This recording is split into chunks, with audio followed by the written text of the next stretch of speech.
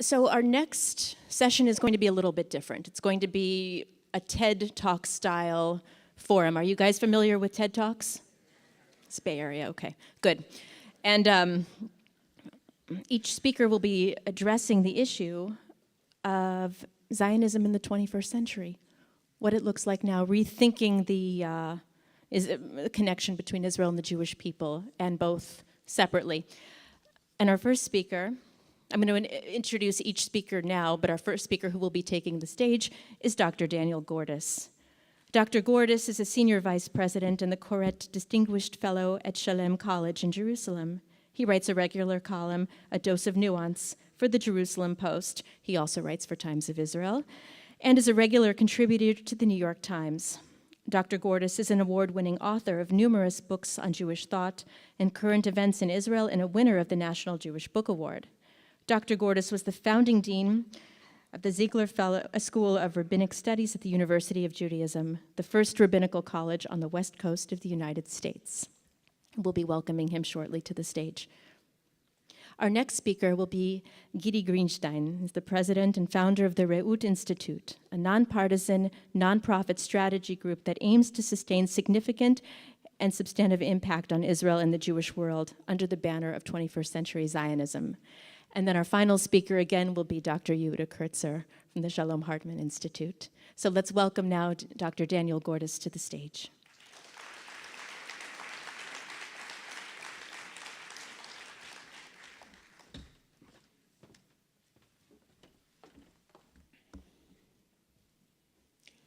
Thanks, Sarah. Thanks to all of you for the invitation to be here today. It's really actually a fascinating conversation, and if one could only emulate this across the world, we would all be in much better shape. In 1892, the Jewish world was taken kind of in the power and the thrall of a 19-year-old Jewish kid. And the entire Jewish world almost took note of this 19-year-old Jewish kid because he had written a poem. His name was Chaim Nachman Bialik, and the poem that he wrote, his first published poem, was called Elat Tzipor, to the bird. And it's a poem in which he reaches out and talks to a bird who has just come back from the warm lands, the lands of Palestine. And Bialik asks the bird, does God still have mercy on Zion? Does the dew still fall like pearls on Mount Hermon? Do terrible catastrophes happen there also? 19 years old, and within months, before social media, before the methods of communications that we take for granted today, most of the Jewish world knew about Chaim Nachman Bialik. And he very quickly became the poet laureate of the Jewish people because, as many people after him said, including Zev Jabotinsky, there was nobody who had the capacity to give expression to the Jewish soul the way that Chaim Nachman Bialik did. He wrote, of course, in the end, thousands of poems, but what he did more than anything else was to use a Jewish vocabulary to give expression to the yearnings and the dreams and the disappointments and the pains that people who were deeply embedded in the Jewish world understood.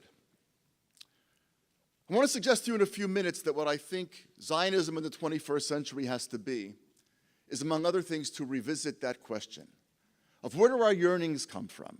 What shapes our dreams? What shapes our fears? What are the texts that we still all share and the poetry that still speaks to all of us that actually binds us together? 14 years later, Bialik writes another poem. It's 1904. It's a year after the Kishinev program of 1903. And he goes to Kishinev and he basically wants to find out what in the world happened. The 20th century was supposed to be a century in which pogroms didn't happen anymore. 1880 and 1881, the pogroms in Russia, that was supposed to be a thing of the past. So what happened? The Jewish world wanted to know. How did the 20th century open up once again with violence against Jews? Little did they know what was going to happen in the 20th century. But in 1903, when Kishinev happened, it seemed pretty horrible. And there's a very, very long poem that he wrote called Be'ir HaRega and the City of Slaughter. We don't have time to do it anywhere near in depth. But I want to share very, very quickly, and not even do that justice, one brief scene that Chaim Nachman Bialik tells. There's a kind of a docent taking people through the town. This is what happened here, this is what happened there. And the docent takes the person who's looking around, which is really Bialik in a sense, into a cellar. And the docent describes how here in the cellar is where the Cossacks came in, and we're going to skip the gory detail that Bialik provides, and violated time and time again the women in the community. And the women's husbands, sons, brothers, fathers, says Bialik, hid behind a wooden slatted wall. And they peered through, watching what was happening, but didn't dare go out. And says Bialik, they prayed at that moment, please God, spare my skin this day. And then when the Cossacks are done, they leave and they go up. And the men, says Bialik, step out, look at the still obviously living bodies of the women who are the most precious people to them in their lives, step over them, go out of the cellar, and the Kohanim, those of the priestly class, go and ask the rabbi a halachic, a Jewish legal question. Tell me, Rabbi, is my wife still permitted to me? It doesn't matter whether that happened or not. It's like watching Macbeth or reading any other great work of literature and asking, is that true? It misses the entire point. Great literature is about asking the reader to think about the human condition, to think about what humanity ought to mean. And what Bialik is saying about these men hiding behind the slatted wall is that there's at least three things wrong with them. Number one, he says, you were weak. What kind of a human being, what kind of a man, to be specific, can't defend his mother or his sister or his wife or his daughter? Who are you? And Bialik actually calls them the sons of the Maccabees. Ironically, tens of generations later, the Maccabees got rid of the Greeks, and you hide? But then he goes on essentially and implies this. Okay, so you're weak. You can't win every battle. Nobody can expect you to win every battle. But you're cowards, and that's much worse. What he says has happened to the Jew because of centuries of learning in a yeshiva, huddled over a volume of Talmud, always praying that the outside world will not come and touch them, is that the Jew has become a quaking figure living in the dark, dank yeshiva, never learning actually even where to summon the courage to defend the people in his or her family who need defending. And then says Bialik about that thing, about the Kohanim stepping over the bodies of these women who are still alive and who basically want to be held and told that it'll be okay even though it won't be okay. Bialik says Judaism has become actually a cancer that has eviscerated your soul. You're not even human anymore. You see the whole world through the lens of Jewish law, that you are weak, you're fearful, and you don't even think like a human being. And that was not a new idea for the Jewish people, and it certainly wasn't even a new idea for the Zionist movement, which is already aloft by the time Kurtzer launches it in Basel in 1897. This is 5 years later, a little bit more. But it's basically the declaration of war of the Zionist movement on Jewish tradition. And the origins of Israeli secularism are very different than the origins of American Jewish secularism. American Jewish secularism is largely a matter of erosion. People came from Europe, they knew a lot, they did some, the next generation a little bit less, they did a little bit less, and so on and so on and so forth. Sometimes families kind of revert back, but more or less it was a gradual generational erosion. Not so in Palestine, and not so later on in Israel. It was a slamming of the door, saying that's the Judaism that we don't want. That's the Judaism that turned us into something that we simply don't want to be. And the purpose of Zionism is going to be to create a new Jew. We're going to reimagine the Jew. So instead of those little Rembrandt paintings of dark tones and an old man with a beard huddled over a text, you're going to get those black and white photographs of people in the 1930s plowing the land of the Galilee, holding a rifle in one hand and a pitchfork in the other, meaning, of course, that you can't use either, but that's beside the point. Right, the whole idea was that they're wearing shorts and there's no beards and they're bronzed, and the women are also very muscular, and in those very famous Soviet-looking posters, the women and the men actually look almost identical, which was also, that was very much a part of the point that those posters were trying to make. The whole idea of Zionism was about reinventing the Jew.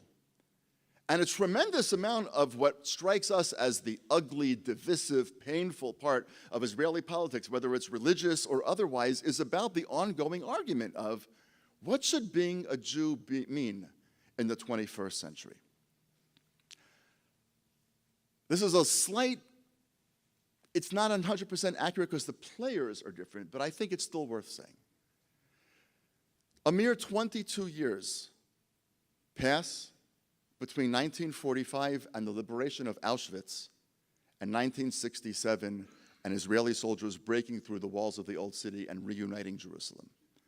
Everybody in this room is old enough to know that 22 years is an instant. And in 22 years, we go from camps being liberated and people straggling out to an entirely re-envisioned vision of what it means to be a Jew. It wasn't the same people, obviously, so we have to take it with a grain of salt. But Zionism has been at least about two things: about expressing the longings and the yearnings of the Jewish world, about asking as a people, what do we want to express? Where do we come from? What's the story that we tell? What are the books that shape the story that we tell? And in the 21st century now, what should it mean to be a Jew?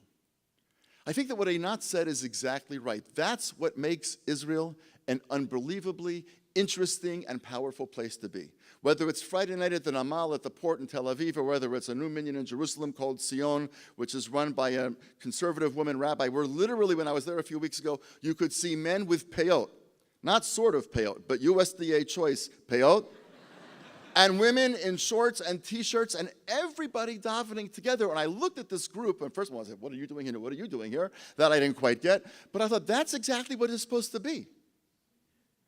And that's what happens when you read Amos Oz, and when you read David Grossman, and when you read Eshkol Nevo. You have a sense of a society grappling with, what are Jewish yearnings? What are Jewish dreams? What should it mean to be a Jew, and how should we use Jewish power? What are the limits of power? And so on and so forth. Zionism in the 21st century, I think, is about that. It's about asking ourselves, very soon after the Shoah, and I'll come back to that in a minute, what do we actually want to be? When I was growing up, high school in the 1970s also, we told a story, or my parents told us a narrative which said, you know, it was a terrible thing what happened in the Shoah. The Jewish people came this close, but look at us now. Israel post-1967, and my parents made Aliyah as part of that huge group of American Jews that made Aliyah in 69. My parents came back with everybody in 1971. Because, no, that's exactly what happened. People went in 69 and they came back in 71, because it turns out it was different than the posters. So, all right, what are you going to do? Nowadays, you don't need the posters because people actually just send you WhatsApp pictures and you say, oh my God, I'm not going there. But in any event, Israel was a complete success story post-1967, and even after 73, there was a sense of tremendous accomplishment, and American Jewish life was thriving. So the narrative that I was raised on was post-Shoah, post-Holocaust. Look at us. We're a people reborn.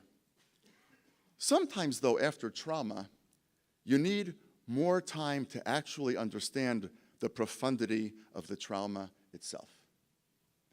If you had been a Jew alive in the year 130 CE, with a temple destroyed, and somebody said to you, what's Judaism going to look like in 800 CE?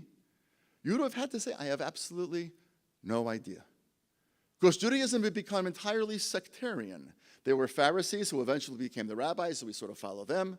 There were Sadducees who were hoping for a restoration of priestly power. There were Essenes who went out into the desert. There were actually other groups that went out into the desert and formed these like hyper-pure communities of men only. We don't understand why they didn't continue, but apparently they didn't make it. There were a little group called Christians. They've done pretty well since then. But in the year 120, you would have had no idea what Judaism was going to look like. All you knew was that the Judaism that had worked in the past was inalterably destroyed and had gone up in flames with the burning of the Second Temple. Here's what you know at the beginning of the 21st century. There was only one great Jewish community on planet Earth 80 years ago, where millions of Jews lived and had lived for hundreds of years without interruption. That was a Jewish community called Poland. You didn't have that here. You didn't have that in Palestine. You had it nowhere else. And there were 3-point-something million Jews in Poland at the beginning of the war, and there were 300,000 left at the end. If you look at the Shoah through the lens of Poland, Hitler won. He wiped out the most important Jewish community on the planet. Religious and not religious, and educated and uneducated, and yeshiva and literary and newspapers and books. An unbelievably thriving community with lots of problems, to be sure. It's tomorrow after that. And what we know is what you knew in 120 CE.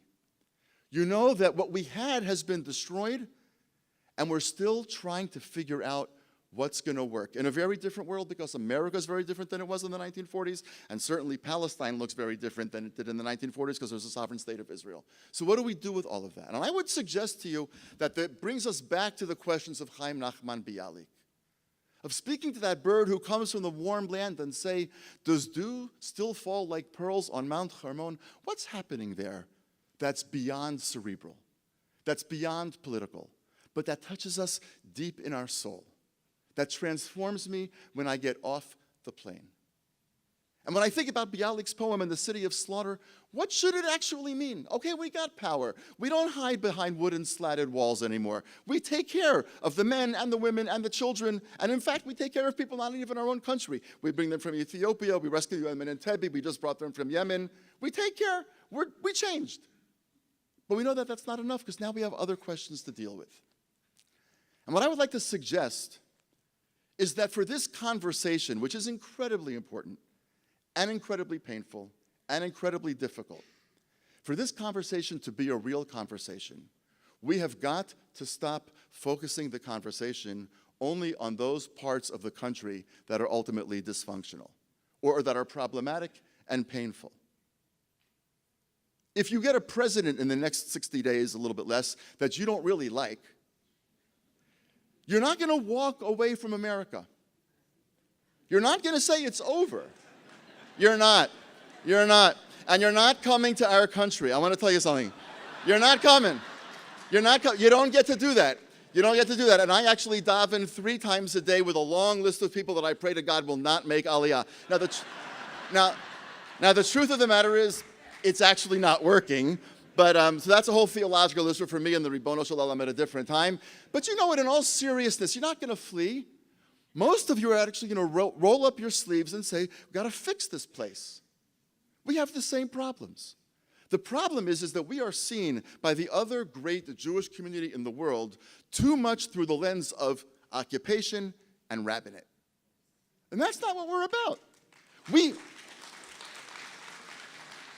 We face a terribly difficult, painful, grinding, ugly problem in a conflict with the Palestinians. Let's not leave. Let's not get into Bibi. He's here today. One day he won't be. It's been a long time. The occupation started under labor governments, and the settlement started under labor governments.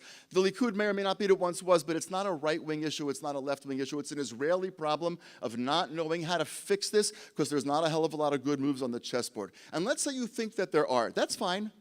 But here's the problem with the social media that I monitor from my perch over there, because I got in before the deadline, that when I monitor American Jewish social media and I listen to the thought leaders about a lot of American Jewish life, all I hear is occupation and rabbinate. And I wonder how many of the young people in college or thereafter can name 5 Israeli novelists and say what Israeli great literary giants are actually talking about and what about the Israeli soul they're really trying to express. I asked myself, when was the last time they watched either Srugim or Shtisel? No, seriously, we have actually 2. I mean, the Srugim is a little few years old. It's about all these unmarried Orthodox kids in Jerusalem, desperate to be married and struggling with their religiosity. The first season is kind of engaging. The second season is a little bit boring. By the third season, you just want somebody to be happy. Please, God, somebody be happy. My wife actually, when we got to the third season, she started to call it No Sex in the City. And now you have a new series called Shtisel. It's about a Haredi family, and it's got top ratings. Think about this. The Haredim aren't watching it. They're not. You can't watch it without a television. So that means that Israelis who are furious about the Haredi, what they see as the parasitic relationship to the Israeli economy, and the parasitic relationship to Tzahal, the IDF, and huge political battles, are still curious. They want to know, what's the magic in that community? What brings them in? What holds them there? What ties them? And this is an unbelievably sympathetic, beautiful look at a Haredi community. Good marriages and bad marriages, and happy children and unhappy children, and successful careers and unsuccessful careers, and believing people and people struggling with faith. And you walk away feeling, okay, my politics are not my politics, but they're another model of what it ought to mean to be a Jew in the 21st century, and I want to engage that before I say I know exactly what I want to be. Here's my plea. There's a lot of things about America that are really not so great. If I get pulled over for a speeding ticket tomorrow, which will be a challenge because I'm flying, but okay.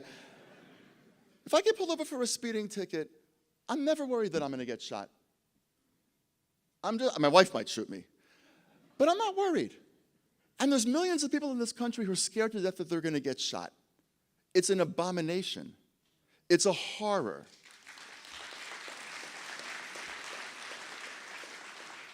And it's not what America fundamentally is. And there's a lot of people walking around this country who are crazy and have guns. And in my country, I actually tried to get a gun permit. I think I'm a relatively upstanding citizen. I was turned down. Simple argument, you don't need it. That was the argument. You had to prove that you needed it. It's an entirely different way of thinking about guns. But your gun problem in America is a huge problem, but nobody would suggest that you should look at America and say, what's America? America is about black people getting shot at the sides of the road and too many guns. Those are huge problems in America, but America is about something grander, bigger, more noble, more beautiful, more impactful on the entire world. So too is Israel.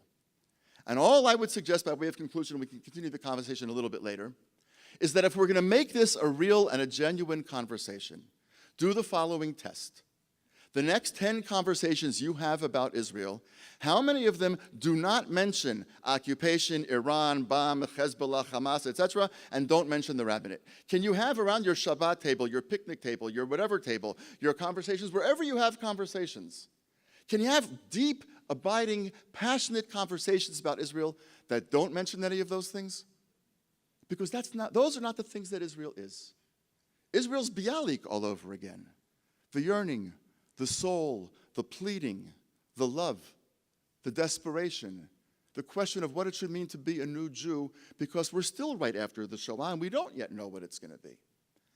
We'll have a real conversation, even if we disagree about politics, even if we disagree about the rabbinate.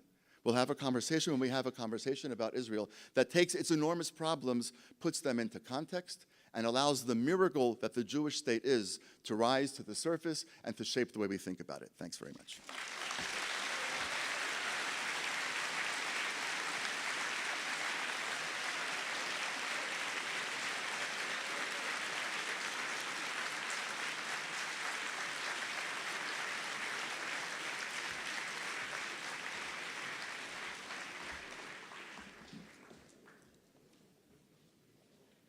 Hello, everybody. It's a great pleasure to be here. I'm just waiting for the slides to come up. And to be here again. And before I begin, I want to say and acknowledge that obviously it takes a village to put together an event like this. But for me, it has been Orly and Ronit. And I know that for many of you. So I also want to give a shout out to Zach Bodner. It's been really amazing here. A few years ago, one of the challenges when you come to speak after a few great speakers, like the ones you've seen this morning, is that your script gets added with comments and ideas and beefed up. So I want to be really short and conform to the time and say that just like Einat described her experience, in 1994, I came to America as an Israeli. I'm one of those Israelis that fit the cliche. I came to America in 1994 for my first visit here as an adult, came here as an Israeli, went back as a Jew. And central to that experience in that summer was the previous speaker, Danny Gordis, in BCI 1994, July 94. Danny, are you there? Are you here? You've already left? Right? He was there. So that's where my Jewish journey began. And there were a lot of surprising twists and turns in the story. Just a year later, I heard about this crazy idea that every Jewish child should be allowed to come to Israel as a gift of the Jewish people. It was an idea of an Israeli politician by the name of Dr. Yossi Beilin. And I asked him for the mandate to put together a group that will turn his idea into a plan. We worked for 4 years, from 1995 to 1999. And then, and Einat joined us at some during this journey. And what I want to tell you is that in the early process, some of the biggest proponents of birthright today called us the worst possible curse you could call a Zionist in Israel, which is, you guys are post-Zionists. And why was this idea a post-Zionist idea? Because it entertained the concept that Jews could come to Israel not for the purpose of Aliyah, but for the purpose of rebuilding their own communities and strengthening their own identity when they go back. So this is really the beginning. And then 5 years ago, I decided to embark on this journey to try to understand, to answer a big question, which is, what is the secret of Jewish resilience, security, recurring prosperity, and leadership? And the reason is because my team and I have been engaged with making what we believe are we hope there are strategic important interventions into Israeli society and into the Jewish people. And in the same way you want to think about your physician. When your physician prescribes a treatment, they better understand your body, right? So if you are involved with strategic projects on behalf and in the service, so you hope, of the state of Israel, you want to have a sort of a concept of what works and what doesn't and why. So that journey led me to write a book called Flexagility, which is this. And I want to share with you the key insight of that book, that the secret of Jewish resilience, security, recurring prosperity, and leadership through the ages is that we have been a society that has optimized the pace of adaptation within our society. We blend old and new, innovation and tradition, flexibilities and rigidities in one societal whole, W-H-O-L-E, yes? And this is a society that is in permanent movement and evolution, always responding to the threats and opportunities that it meets with remarkable flexibility. So one of the key things that I've seen is that we actually have 4 founding stories. And these are, not by order of importance, we are a religious community, together and separately in a special relationship with God. We have the story of peoplehood. I'm sorry, Yehuda, Kurtzer, we disagree on this point. We have the story of peoplehood that is a story about a shared destiny and a shared history. It's a story about mutual commitment and mutual responsibility. We have a third story, which is the story of nationhood. It's about an uninterrupted connection to a specific place on the face of this earth, which is the land of Israel. We were in and out of this land, but that connection has been uninterrupted for centuries. And obviously, we have the story of being a light unto the nations, Tikkun Olam. Now, the beauty of all these stories is they all emanate from Abraham, father of our people, peoplehood, bought or was promised the land, the story of nationhood, enshrined with the mission to be a blessing for the families of the earth, Tikkun Olam, and obviously a person of deep religious faith. And all these stories are ever present in our community, and they compete for our mindset. And I'm sure that in this room there are people who are more peoplehood Jews, or Israel, Zionist nationhood Jews, or Tikkun Olam Jews. And our community is always evolving around these stories through the years, through the centuries, and these stories give us like this menu of options for a meaningful association as individuals and as communities. Now, nationhood has been the big story of the last few decades. And for a variety of reasons, which Yehuda Kurtzer outlined, and I totally agree, it is no longer as unifying as it used to be, and as I believe it should be. But there is another story that is rising out there in the Jewish world and even in Israel, which is the story of being a light unto the nations, Tikkun Olam. And the point I will try to make over the next few minutes is that if our title today is Zionism 3.0, in search of a shared dream, much of this shared dream will come from this ancient narrative of building a society that is a light unto the nations, but in very practical 21st century ways. Now I want to say also, I want to acknowledge that we're really living in a remarkable moment in our history. And that moment is captured in one sentence in my view. It was never better to be Jewish. Do we all agree about that? Because in many places, when I say this, people have a very hard time clinging to the notion it's very difficult to be Jewish. It's really never better. Between Israel and the diaspora, 99 point something % of the Jews today are free, and 90 something % of them live in the most prosperous countries in the world, Israel included. And that means that the biggest challenge of Judaism today, I believe as big as the challenge of Yavne, which was mentioned by Zach earlier today, is to reinvent Judaism, this time from a condition of power and not powerlessness, from within Jerusalem and not from outside of Jerusalem.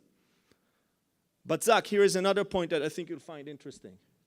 Yochanan ben Zakkai, who our history credits for reinventing Judaism following the destruction of the temple, was a student of Hillel the Elder. And Hillel the Elder came from the diaspora. And he brought his path-breaking ideas from the diaspora. So 22 centuries ago, we have a legacy of the path-breaking ideas that shaped the Jewish world actually traveling from the diaspora to the land of Israel, and then from the land of Israel back to the diaspora again. So we have this history of tension and relationship between diaspora and Israel that can be a very constructive relationship. And in the same way, the other way, and in the same way that Judaism has been evolving, Zionism is also an evolving national movement.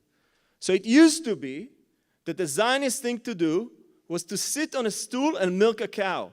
And highly educated people left Eastern Europe to sit on stools and milk cows. And they thought that this should be the destiny of their life and their mission of their life. But a few decades later, it is machines that milk cows.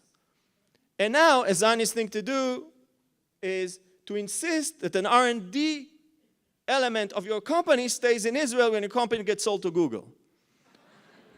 So the meaning of Zionism keeps evolving in the same way that Judaism evolves. So Zionism, and I believe this is one of the biggest secrets of the success of Zionism and the State of Israel, has been that Zionism too is a dynamic, evolving national movement, always responding to the threats and opportunities that it faces. Now the quest, if you subscribe to the notion that there is this rising story in the Jewish people, the story of being a light unto the nation and tikkun olam, that story too has ancient roots going all the way back to Abraham. And the question is, what does it mean to be a model society in the 21st century? So I want to focus on that. And what does it mean, by the way, both for Israel and the Jewish people? First, I want to acknowledge, if we have the slide, that we are as a people in a condition of permanent leadership in humanity. And this is a remarkable thing in our history. We have produced many of the most cutting-edge concepts in history. For example, just over the last 2 weeks ago, we read in the Parsha, the path-breaking idea 35 centuries ago, that the king is subject to the law. Most of humanity have not caught up to this idea until now. But it exists in Judaism for 35 centuries. The idea of Shabbat, the idea of social justice, the idea of animal rights, the idea of environmental laws, the idea of international law. It all comes from us and then proliferated around the world. And the reason we're able to do that is that we have this condition that Lord Rabbi Jonathan Sachs calls the condition of otherness. We are inherently different. And the condition of otherness is essential for leadership. Because if I'm just like everybody else, how can I lead everybody else? So it's that position of otherness that is essential for our leadership. And it emanates from this old text, the Torah. But not just the Torah. The elaborate mechanism of interpretation that goes with it and allows it to be relevant to every question that comes up. So, for example, if in a few decades there is an emerging community of people on Mars, and there are Jews that settle on Mars, and they have rabbinical questions about observing Judaism on Mars, do you think the rabbis will have answers? Who thinks rabbis will not have answers? Okay? The point is that we have a society that's able to contend with situations and conditions that were unimaginable a few decades ago, let alone 35 centuries ago. So it is this condition of permanent leadership that is essential, okay, for our ability to drive forward the idea of model society in the 21st century. So I want to zoom in on what does it mean to be a model society in Israel and in the Jewish people. The first idea is a model society in the 21st century is a society where there is inclusive growth, inclusive prosperity. It's a huge challenge for everybody around the world. Sorry.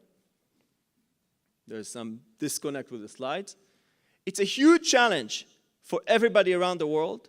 And if we can figure that challenge out in Israel, that will be a huge breakthrough for all modern societies. We see these gaps everywhere, the 1% phenomena, and that gap actually leads to political unrest all over the world. You're seeing photos from Israel, Spain, Egypt, and Chile. And there are many other photos as well. And by the way, I believe that one of the most powerful explanations for what's happening right now in the American elections between Sanders and Trump and Cruz, and even Marco Rubio, who said 40% of Americans are one broken car away from poverty, it goes back to this major disruption in society that is dramatically compromising the vulnerability, dramatically compromising middle class, and elevating the level of vulnerability and poverty in society. And people are scared, they don't understand what's happening to them, and therefore they respond in very, very harsh ways. So what the message that I'm trying to share with you is that Judaism actually has a key concept to share and to develop with humanity, which is the concept of community. And if we can make that idea relevant to the 21st century, that will be an idea that could proliferate all over the world. So I want to explain why the community. One of the most powerful forces that are shaping our societies today is the acceleration in the pace of change. And that acceleration in the pace of change means that more and more governments are unable to keep up in terms of the legislation and regulation to address the problems of the people. But at the same time, many households, middle-class households, lower middle-class households, are also unable to keep up with the pace of technological change and the changes in the labor market. So you have vulnerable households on the one hand, and you have compromised governments on the other hand. The middle level is the community. And no other society carries more societal knowledge about communities than we do. The other thing, so today, for example, literally happened today, I wasn't even aware of it. Our team in Israel brought together, invited on Facebook, people to participate in an event, in a community space, just like yours, of people that are interested in the idea of reinventing the Israeli community of the 21st century. 200 people showed up, which means to me that there is a deep understanding among many people that the idea of community that is so ours as Jews is an idea that has tremendous potential and implications for modern societies. And to the extent that we're able to invent it, to reinvent it and make it relevant, reinvent all of these institutions, the community centers, the early childhood centers, the schools, the parks, the sports, the young adults, etc. Reinvent them and make them relevant through programming and structure and technology, of course. That could be a huge message and a huge contribution to humanity. The third element of a model society is a society that makes a distinct and significant contribution to humanity.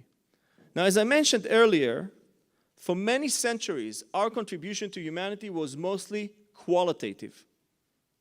We contributed through our ideas and ideals, and we Jews believed that they will embody the qualities of society, the qualities of a model society, through their lives within their communities. And that eventually will radiate around the world. Now today, for the first time in history, we're in a position, the state of Israel and the Jews, due to our unprecedented prosperity, to actually move the needle on global issues. And we've been doing that. There are measurements about it. And Israel today is punching at least 10 times above its weight in terms of contribution to humanity, in terms of creating technologies that improve the condition of the world. But I want to say that it is not just an effort of the business community. It is also an effort that is proliferating among the not-for-profit community. And here in this audience, there's Israel, and I'm sure that there are other groups that you're involved with here in the Bay Area.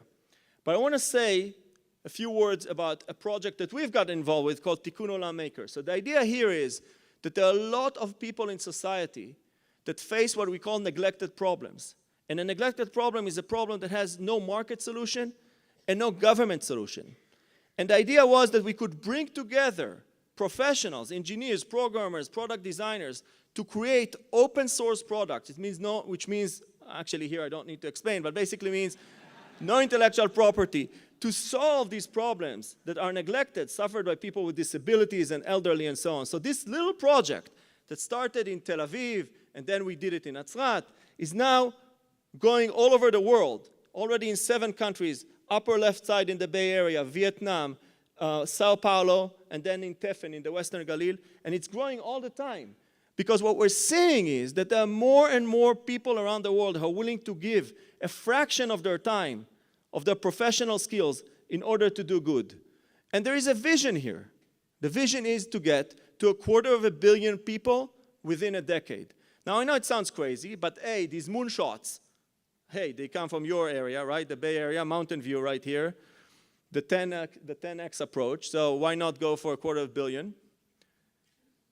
But the point is that the moment you put forward these visions and you bring Israelis to be engaged and involved in this, in every engagement that we have had around the world, between the Israelis and the non-Israelis in this effort, what we see is that the Israelis are remarkably capable in coming up with innovations that drive the process forward. Whether it happens in Brazil or here or elsewhere, it's really remarkable. You want 2 minutes? I'm done in 30 seconds. So, what I want to conclude is actually going back to the very initial idea of my words, which is that when Herzl imagined Zionism, he imagined, he called it a temple built on modern foundations. So he always spoke about this connection between old and new. He spoke about this society that is evolving and adapting. And the message and the idea that I'd like to leave with you today is that the next phase of Zionism, Zionism 3.0, is about something that is much bigger than just the state of Israel. And it is much bigger than just any Jewish community around the world. And that together, the state of Israel and the Jewish people we actually have now the potential in our hands to be a massive force of good in the world. And I think that this is the foundation of the shared story of the coming decades. And thank you very much for the opportunity to be here.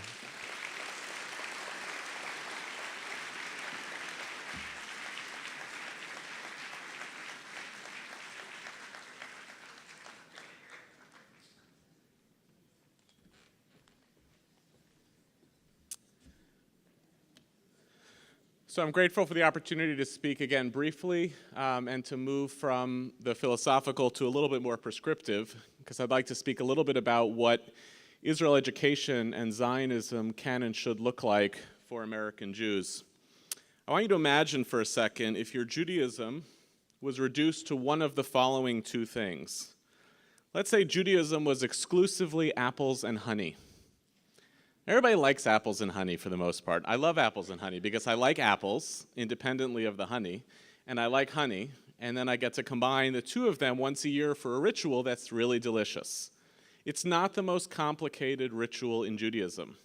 Its meaning, unlike many other more complicated things, is pretty transparent. Why do we dip apples in honey? To have a sweet new year. That's it. That's the whole thing. Imagine if your Judaism was exclusively apples and honey, no meaning, no texture, no morality, but sweet and delicious, and gave you a nice feeling once in a while. Or let's say Judaism was exclusively halakha, exclusively Jewish law. And the entirety of your Judaism was about what you were allowed to do and not allowed to do, about obedience and adherence to what was permitted, and violations that you were punished for. If it was entirely about what you could and couldn't say, without texture, meaning, ritual, explanation, history, background, or storytelling. Because there are many Jews, obviously, who follow halakha, who follow Jewish law, but they do so as part of a complex and rich Judaism. They tell stories, they have rituals, they have families, they have morality and meaning, and they also observe Jewish law. But let's say your Jewish life was confined entirely to the strictures of what you could and couldn't do. Here's the problem. Israel education in America is, by and large, apples and honey. It tastes nice. We offer little tastes of things that we like to teach children about that are good about Israel. It is overwhelmingly affective. It's intended to promote a positive feeling or a positive reaction. There are, of course, exceptions in the world of Jewish education, but the field is by and large an exercise in translating Israel, this complicated story, into being apples and honey.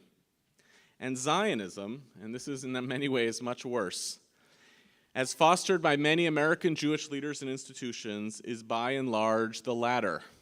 It translates Zionism into halakha, defined almost exclusively by what can and cannot be said, with an obsession, a disturbing obsession with the phrase, "What are the red lines?" More than we know about what it is that we're talking about, we talk about what can't be said and who's not allowed into the room. In fact, what's kind of the irony is that many of the Jewish leaders who are most obsessed with defending the right of Israel to be called a Jewish and democratic state probably could not articulate meaningfully and substantively what Israel even means by the language of being a Jewish and democratic state. And what that means is the trading of a substance of a relationship for an exclusively halachic relationship. It's not about being in a relationship with Israel as a Jewish and democratic state. It's preserving the right of Israel to be described that way. It's fascinating how often conversations about what Israel means to us as Jews are shut down by the red line questions. About a year ago, I was asked by the National Federation System to come to the GA after the Iran deal, which had broken apart many Jewish communities, and to speak about what it means to create pluralism around Israel. And I spoke about what values are expressed by that term that we throw around often but don't often define, the big tent. And so I gave a 13-minute talk on Jewish values and what it means to inhabit a big tent. And I had not yet gotten back to my seat when there was an email from somebody who was sitting in the room paying close attention and said, "Yeah, but who's out?" In other words, before we define even any texture around the question of what it means to be in, we want to first define who's not there. And you know why? Because it's easier. It's cheaper. It's much harder to define what the parameters are of belonging if I simply do a process of elimination of which ideas and individuals I consider foreign and part of the problem as opposed to part of the solution. Now, where does this come from? Why do we have such a profound anxiety which characterizes our Zionism that makes us much more about performing loyalty than actually the substance of what that very loyalty, what should inspire that very loyalty, and what should it look like? One of the problems, and this is what I spoke about a little bit before, is maybe the myths that we grew up with were only useful to our particular generations. You know, try this at home. If you happen to have been born before 1967 and you lived through 1967, or if you come of age and the last generation for which this is relevant is the Entebbe generation, if you lived through a miracle, the story is going to hold a commanding force over you, independent and regardless of what that state becomes, and you will stay committed and part of that story. But if you happen to have been born in 1976 or afterwards, The mythic story of what it means to be in relationship to Israel is much more challenged, and instead you grow up with intifadas and assassinations of prime ministers and many of the wonderful things that Danny talked about that are not the defining historical events that have characterized the state of Israel for the past 30 years, and try to build on the basis of that living through history, vicarious mythic creation, try to build an identity that's robust and vibrant. And precisely because one generation is with Israel regardless of what it does, and the other generation does not have the benefit of living that history, one generation is creating strictures of loyalty around which the second generation needs to obey. But the second problem, and this is, I think, the bigger one, is a massive historical mistake that I think the Jewish people made unconsciously, so I don't blame us. Before the State of Israel was created, Zionism was an inherently pluralistic conversation. And the reason it was inherently a pluralistic conversation was because it was entirely imaginative. We don't know exactly what this state is going to be, and so we have all sorts of options about what it should be about. Should it be a communist state, a socialist state, a capitalist state, a religious state, a secular state? We have cultural Zionism, religious Zionism, and many other Zionisms. And then unconsciously, after the State of Israel gets created, the imagination that creates the pluralism of Zionism before the state gets translated almost immediately and overnight into Zionism means loyalty to the structures that we chose. Were they the best versions of what the State of Israel could have been? Maybe yes, maybe no. They were probably the best choices that the State of Israel needed to make in 1948 in order to come into being and to build the majestic, magical, mythical story that it has become. But that doesn't make those choices objectively the best choices indefinitely. And when we translate any conversation from imagination into loyalty, you set the stage long-term for people who want to retrieve a language of imagination to come across from the perspective of others as being disloyal. Look how tragic that is. Shouldn't Zionism be the most interesting conversation the Jewish people have ever had, with imaginative possibilities for the people who are doing the imagination to be co-creators in the Israel that they actually want? And lo and behold, when someone steps forward in the context of a Jewish community and talks about Zionist ideas that run counter to the status quo of how the State of Israel currently operates, that is treated not as Zionism, it is treated as disloyalty. This is a tragic error that we have made in our identity as Zionists and in our Jewish institutions and our Jewish education. And I want to give 3 examples. Number 1, Zionism, as our speakers have said, is the most interesting thing I think that has ever happened to the Jewish people. The State of Israel is extraordinary. From Danny said 1945 to 1967. 1945 to 1948, the Jewish people go from Holocaust to the creation of a state. This is the most unbelievable thing we have ever done. The State of Israel is utterly fascinating, and yet a disproportionate amount of our resources doesn't go to talking about that imagination of what the State of Israel has accomplished and could be. A disproportionate amount of the resources goes to talking about how it is that we are supposed to talk about it. Number 2, the State of Israel is the most significant opportunity for tikkun olam, for repairing the world, that the Jewish people have ever had. Right? If you believe in repairing the world, and American Jews really believe in repairing the world. It is like the dominant idea of American Jewish education, so much so that, as the old joke goes, how do you say tikkun olam in Hebrew? This is a big American Jewish idea. And yet, this is the State of Israel provides the power and the opportunity on a massive stage for the Jewish people to perform a repairing of the world at a level for which our local micro-communities could never reach. And nevertheless, we as a community have become nervous to the point of punitive about Jews in the Jewish community who care primarily about social justice, exclusively through a lens of, are they going to become critics of Israel's behavior? Well, damn right they're going to become critics of Israel's behavior if they care. If we have told them that the dominant idea of Judaism is about repairing the world, and we show them that Israel is the greatest stage that the Jewish people have ever had to do repairing of the world, why are we so anxious about the fact that they are asking our people and our tradition to hold itself to an accountability standard when it comes to that very tikkun olam using that platform? And third, and this is the most tragic to me, there is a much wider permissiveness for free discourse and freedom of expression in the Israeli Knesset than there is in the context of American Jewish institutions. That makes no sense.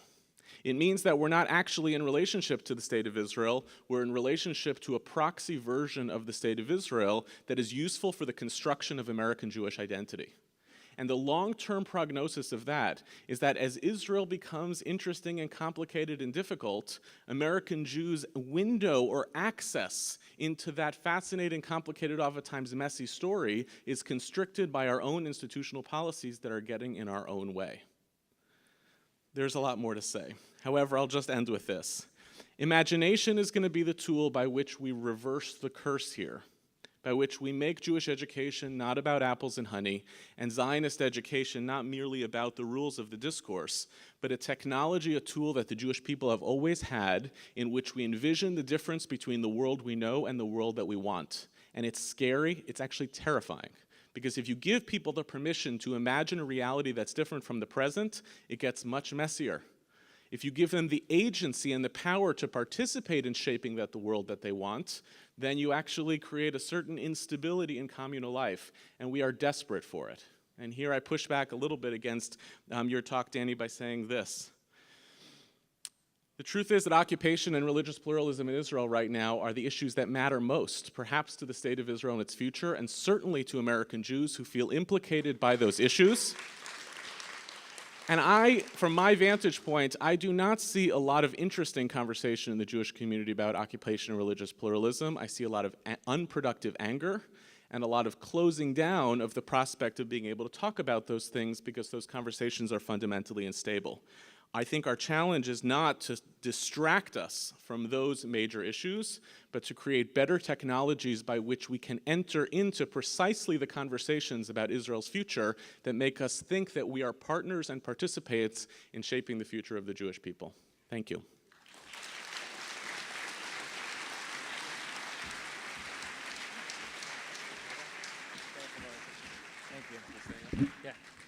I'm going to invite all our speakers back up here.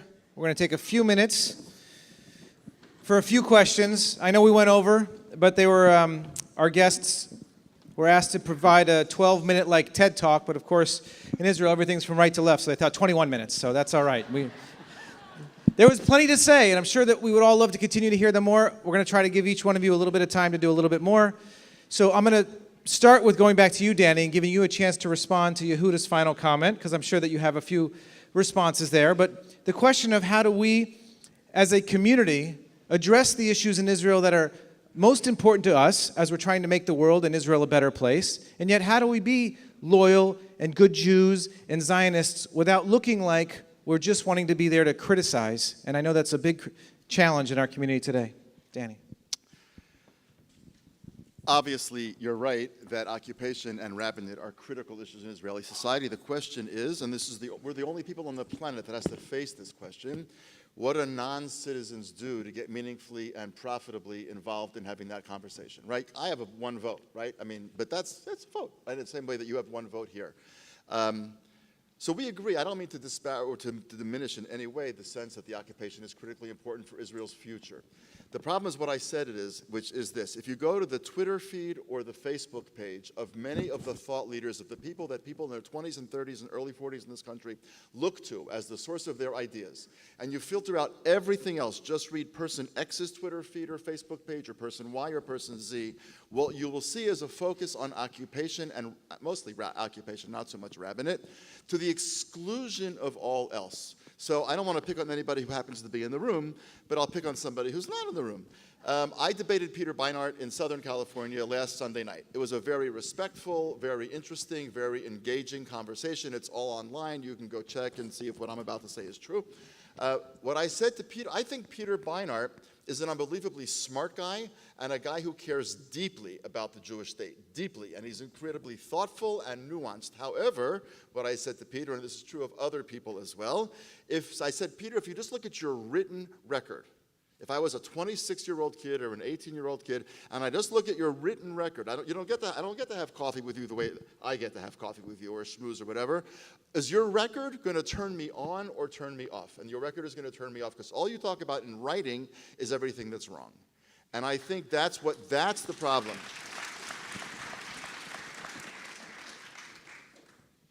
Last, I don't want, we're going to, if we get into politics, we're going to serve breakfast. But I just will say one quick thing. Most Israelis, not an overwhelming majority, but still most Israelis also want out of the occupation. And I think what frustrates us and what saddens us and what worries us, quite frankly, is how do you do that without taking the risk that the West Bank becomes Gaza? I will just suggest to this, that every young American, middle-aged American, old American who wants to advocate that Israel get out now has to have an answer to that question, or it's an immoral stance. Thank you, Danny.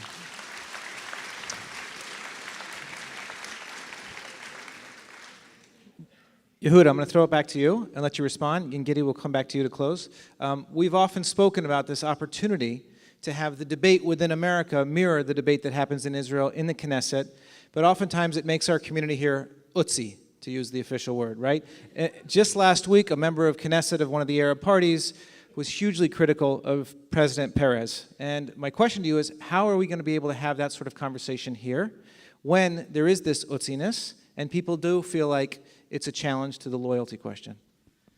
Yeah, so just because somebody is a member of Knesset doesn't mean that they are necessarily going to say intelligent and worthwhile things.